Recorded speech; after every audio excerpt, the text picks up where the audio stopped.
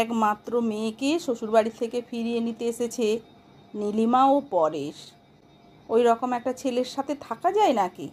নীলিমা তো এখন শ্রীময়ীকেই দোষ দেয়, বলে যদি একটিবার আমাদের কথা শুনতিস তাহলে আজ এমন দিনটা দেখতে হতো না। ভালোবেসেই বিয়ে করেছিল শ্রীময়ী। প্রবল আপত্তি জানিয়েছিল নীলিমা।